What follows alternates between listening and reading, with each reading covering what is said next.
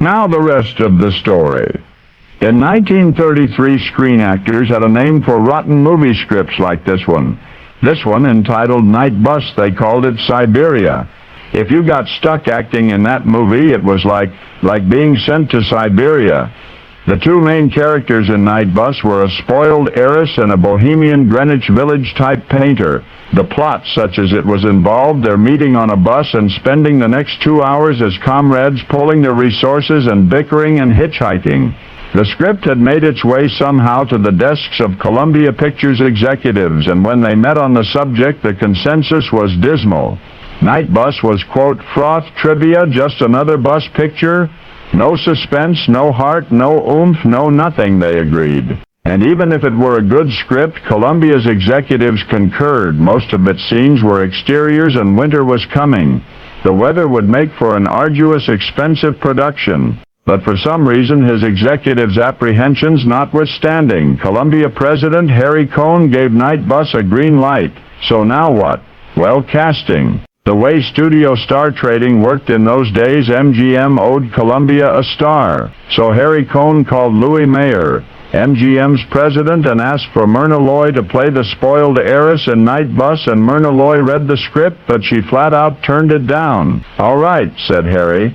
What about Margaret Sullivan? Well, Margaret Sullivan read the script and then she turned it down, as did Miriam Hopkins and Constance Bennett. Hollywood was running out of stars for Night Bus.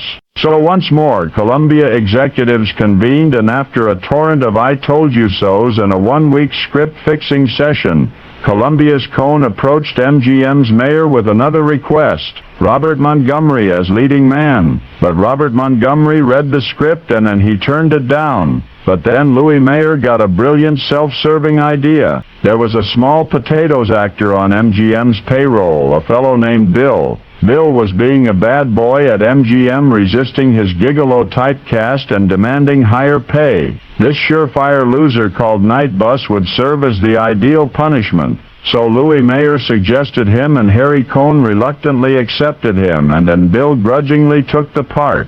Thus did Night Bus finally leave the terminal. Next stop, oblivion. And yet that script, the script predicted least likely to succeeded. In 1934, it received all 5 major Academy Awards: Best Picture, Best Actor, Best Actress, Best Director, even Best Writer, a record unequaled for more than 40 years.